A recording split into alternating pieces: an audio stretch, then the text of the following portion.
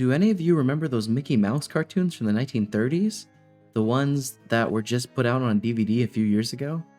Well, I hear there is one that was unreleased to even the most avid classic Disney fans.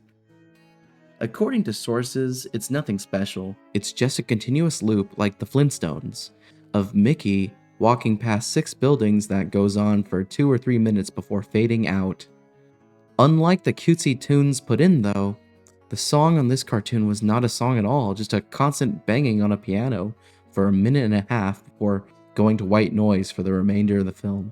It wasn't the jolly old Mickey we've come to love either. Mickey wasn't dancing, not even smiling, just kind of walking as if you or I were walking with a normal facial expression, but for some reason his head tilted side to side as he kept this dismal look. Up until a year or two ago, everyone believed that after it cut to black, that was it. When Leonard Maltin was reviewing the cartoon to be put in the complete series, he decided it was too junk to be on the DVD, but wanted to have a digital copy due to the fact that it was a creation of Walt. When he had a digitized version up on his computer to look at the file, he noticed something. The cartoon was actually 9 minutes and 4 seconds long. This is what my source emailed to me in full. He is a personal assistant of one of the higher executives at Disney and an acquaintance of Mr. Maltin himself. After it cut to black, it stayed like that until the 6th minute before going back into Mickey walking. The sound was different this time. It was a murmur. It wasn't a language, but more like a gurgled cry. As the noise got more indistinguishable and loud over the next minute, the picture began to get weird. The sidewalk started to go in directions that seemed impossible based on the physics of Mickey's walking, and the dismal face of the mouse was slowly curling into a smirk.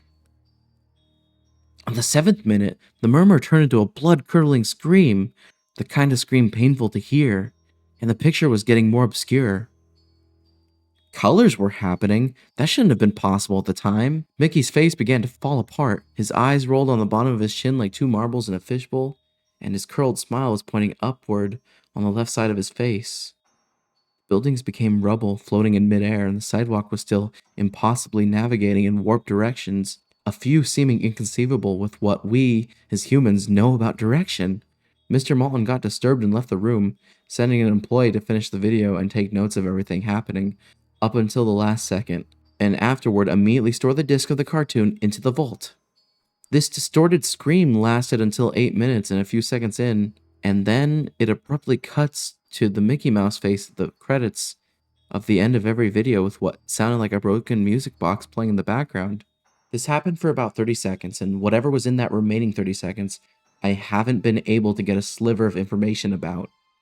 From a security guard working under me who was making rounds outside of that room, I was told that after the last frame, the employee stumbled out of the room with pale skin saying, "Real suffering is not known," 7 times before speedily taking the guard's pistol and offing himself on the spot. The last thing I could get out of Leonard Maltin was that the last frame was a piece of Russian text that roughly said, "The sights of hell bring its viewers back in. As far as I know, no one else has seen it. But there have been dozens of attempts at getting the file on RapidShare by employees inside the studios, all of whom have been promptly terminated of their jobs. Whether it got online or not is up for debate, but if rumors serve me right, it's online somewhere under Suicidemouse.avi.